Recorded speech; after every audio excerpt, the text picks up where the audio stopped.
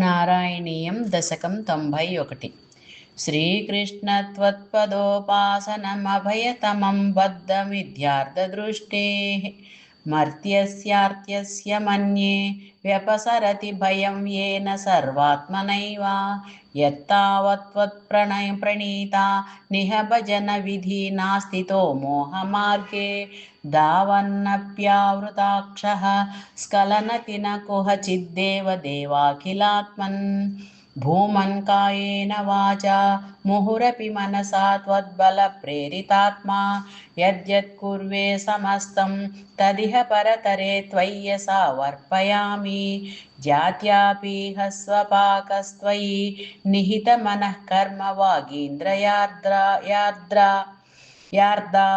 प्राणो विश्वं पुनीते न तु विमुखमनास्त्वत्पदाद्विप्रवर्यः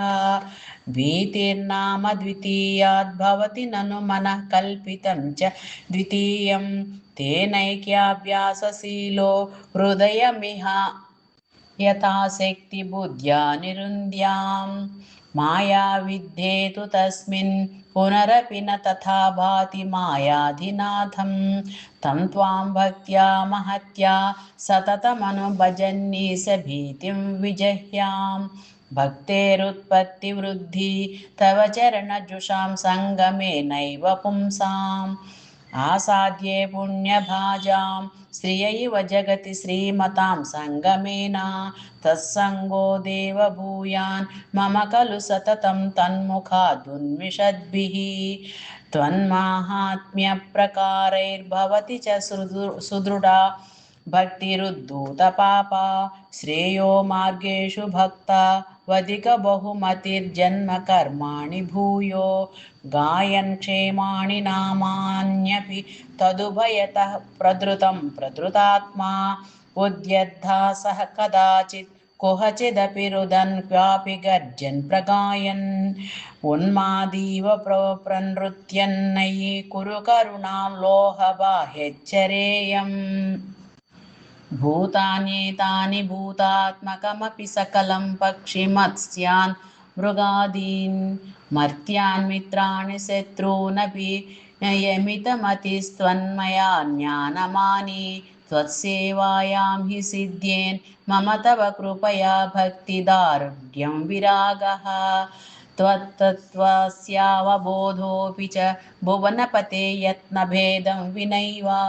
नो मुह्यन् क्षुत्रुडाधैर्भवसरणिभवैस्त्वन्निलीनाशयत्वात् चिन्ता सातत्यशाली निमिषलवस्मपि त्वत्पदादप्रकम्पः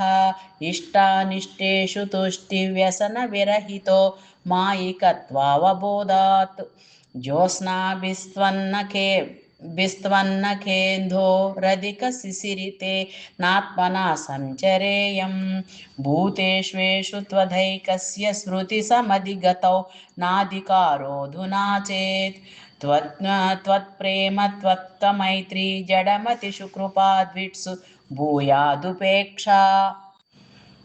अर्चायां वा समर्चा कुतुकमुरुतरश्रद्धया वर्धतां मे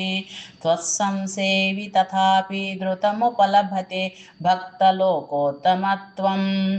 आवृत्य त्वत्स्वरूपं कितिजलमरुदाध्यात्मना विक्षिपन्ति जीवान् भूयिष्ठकर्मावळि विवशगतीन् दुःखजाले क्षिपन्ति त्वन्मायामाभिभून्मामयि भुवनपते कल्पते त्वत्प्रशान्त्यै त्वत्पादे भक्तिरेवेत्य वददै विभो सिद्धयोगी प्रबुद्धः दुःखान्यालोक्य जन्तुष्वलमुदितविवेको हमाचार्यवर्यात् लब्ध्वा त्वद्रूपतत्त्वं गुणचरितकथाद्युद्भव भक्तिभूमा मायामेनां तरित्वा परमसुखमये त्वत्पदे मोदिताहे तस्यायं पूर्वरङ्गः पवनपुरपते नाशया शेषरोगान् श्रीहरये नमः। नारायण अखिलगुरो भगवन्नमस्ते।